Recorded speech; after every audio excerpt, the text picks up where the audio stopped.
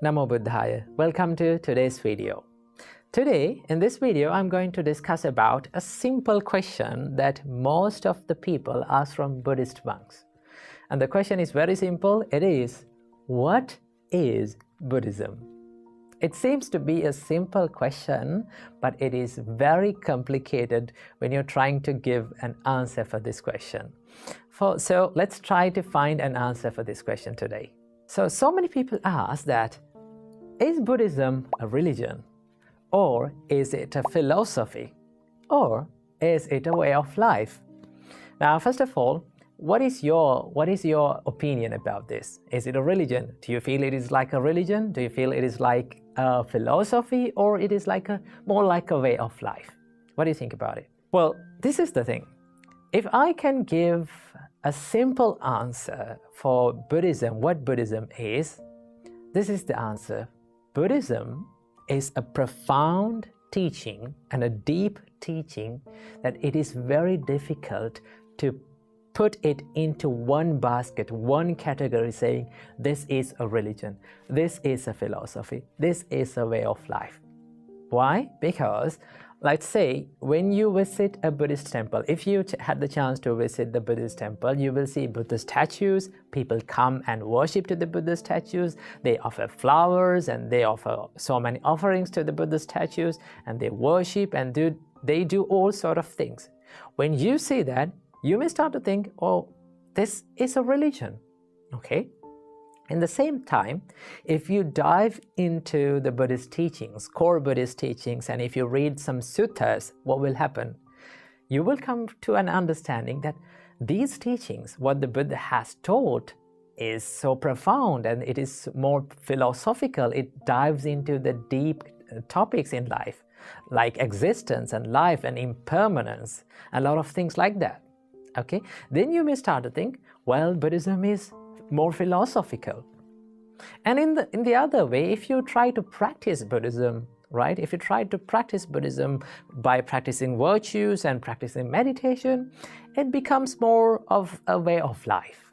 Okay? So what exactly is Buddhism? How can we understand?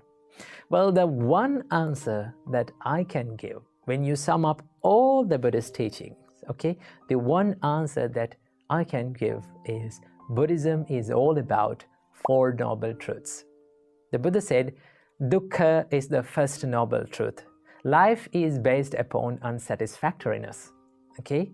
Then the samudaya is the second noble truth, and that is the unsatisfactoriness is based on, it origins because of the craving and the desires in our life. Okay? And the third is the nirodha. If you let go of the craving and the desires in your life, you will end up the unsatisfactoriness. And finally, the fourth noble truth is the magga, the path that leads to letting go of this unsatisfactoriness. Okay? Removing that unsatisfactoriness. And that is the Noble Eightfold Path.